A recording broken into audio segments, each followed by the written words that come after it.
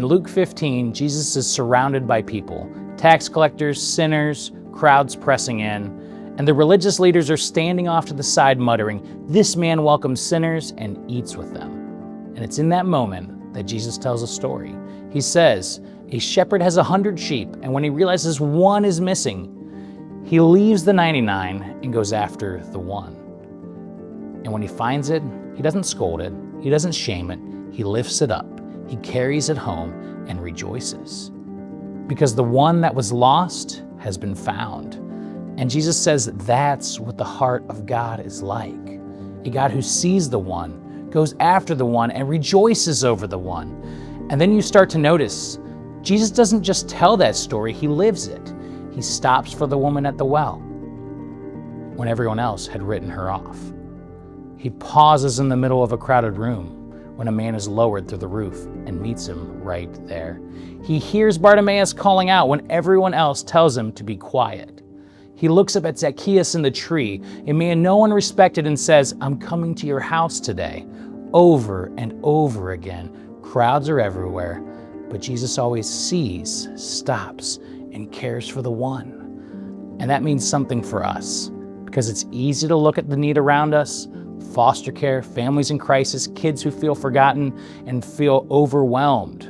It's big, it's complex, and it's heavy. And it's easy to think, what difference could we really make? But Jesus never asked us to fix everything. He just invites us to follow him. And follow him means we don't look away.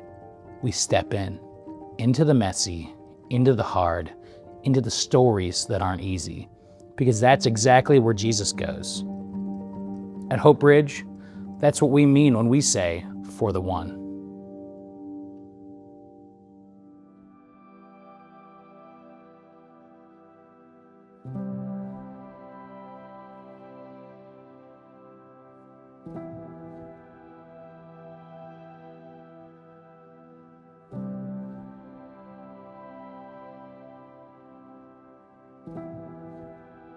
I joined the transitional housing program with Hope Bridge for their single moms. It was probably one of the most courageous steps that I took as a single mom with both my kids, just because it was so unknown. I didn't know what to expect. I didn't know how I would handle a whole house and both my kids and myself and my job. I remember walking in there and I'm just so beside myself. I couldn't believe that there are people out there or places like Hope Bridge that would set someone up for so much success by just simply believing in them and believing in their mission to help vulnerable families. I remember going into the house and just being amazed at how comfortable it was. It was so great that Sophia was going to have her own space, and we had a beautiful backyard. It was a great location, a great neighborhood. I felt safe being there with my kids, and it was something that we could finally call ours for the first time. Once I got into it, I realized that it wasn't just me, and I wasn't only relying on myself. I had so much support. When I realized I could call Melanie for pretty much anything, whether I just needed someone to talk to or vent about my day, or I needed advice, I needed someone to lean on spiritually and bring me closer to God. I just wasn't alone in anything that I was going through. Christmas Eve in my home was the first time that I really felt the presence of God in my life, and I felt like I heard from him directly for the first time. I put my kids to bed and turned on all the lights. I got all the presents put out. I turned all the lights off, and I was getting ready to go to bed myself. And I turned around and just looked at my living room with my Christmas tree and my kids' gifts sitting out. And I just fell to my knees and gave so much thanks to God, and knew that everything I was doing was for my kids and for his glory, and that he was with me through all of the hard times leading up to then. Really getting to experience that moment in my faith journey changed my life, really.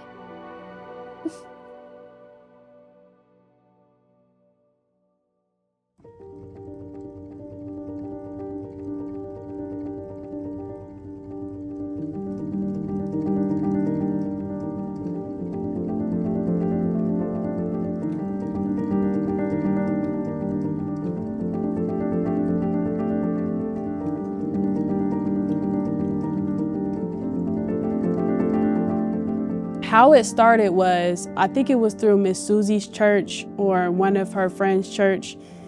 And their pastor was already talking about doing like a care community group.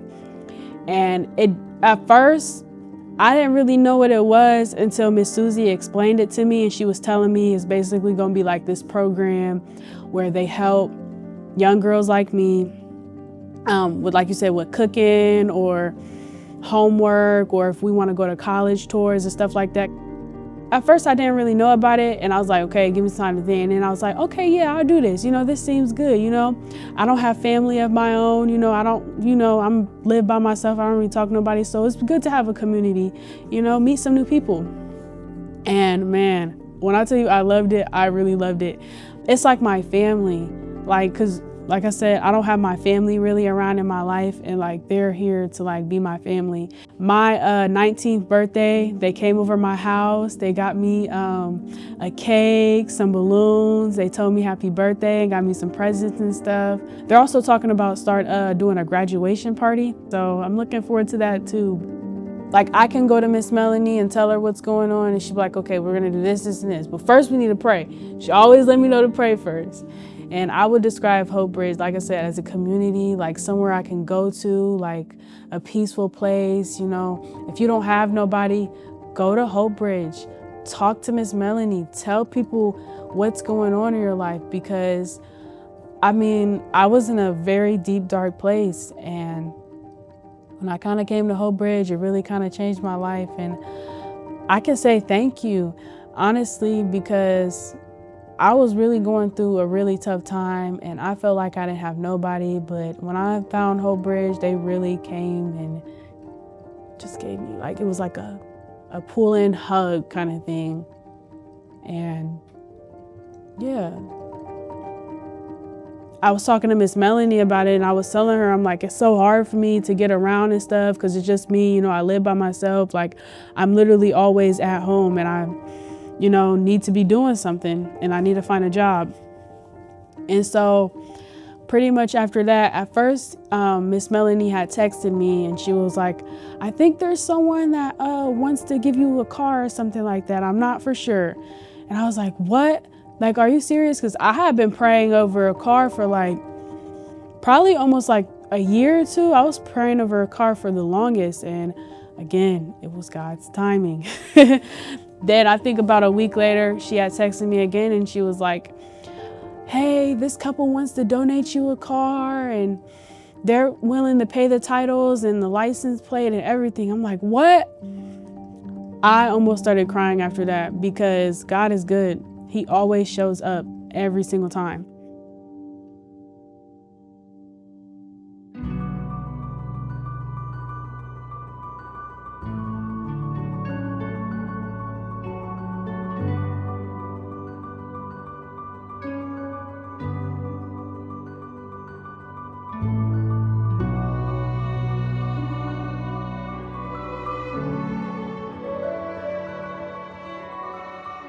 There were a lot of days where, we both were on our way to work just crying out to the Lord, we can't do this, or, help. That was literally my prayer, every day, help me, Jesus. A lot of times, I'm sure this is common when you're caring for someone else, whether you're caring for an elderly parent, or a spouse that's sick, or a child that's hurting. Everyone is very concerned and wondering how the kids are doing, and you're really in bad shape. But it feels bad to say it's so hard for you when the other person has been through so much, they're in a hospital bed, they're, whatever it is, mental illness, or this child has been through so much loss. It feels bad to talk about yourself. You're just so I didn't really have a space where I felt like I could do that. It was high time that I found a place to get connected, or I think I would have drowned, felt like. I know God wouldn't, but He sent me a life preserver, I guess, through Hope Bridge.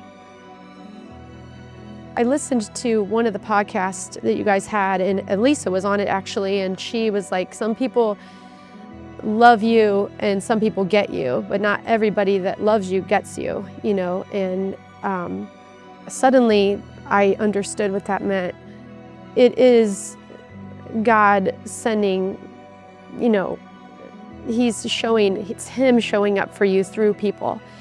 So that meant everything. And in the ways that no one else can show up for you, that only God can, in your times when you do feel alone, He was our steady and our strength, and you know, He put my feet on the floor every day, and it meant everything to me how kind He was to us in it, using people, using our church, and giving me a place at Hope Bridge where I could go, like the Care and Connect group, to sit there and listen, even though I didn't even understand everything that the meetings were about, because we hadn't, you know, we didn't know much about foster care, adoption. Personally, I still felt so fed and loved, and like I could just show up. Satan will find you if you are not plugged in, and he is an opportunist. He wants to get you when you're down. He's after the downcast sheep too, but God. So I would say, get yourself connected. Don't go it alone.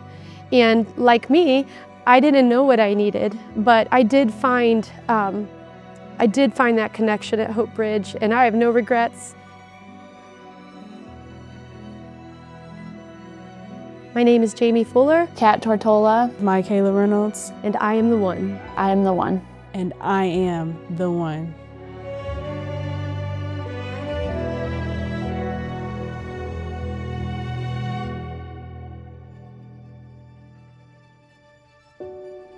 For the one.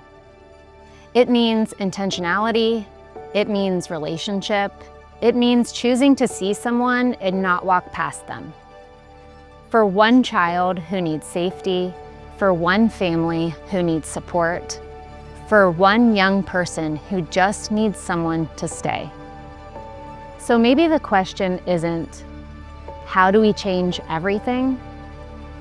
Maybe it's simply this: who is my one? Because when you say yes to the one, you are reflecting the heart of God. The God who sees, the God who pursues, the God who says, I'm coming for you. This is the work of Hope Bridge. We choose to see, to pursue, to stop for the one. We certainly aren't their savior, but the mission of Hope Bridge is to point them to the one who is. For the one family, the one child, the one life, Jesus restores and redeems. He changes everything. All of what we do here at Hope Bridge is for the one.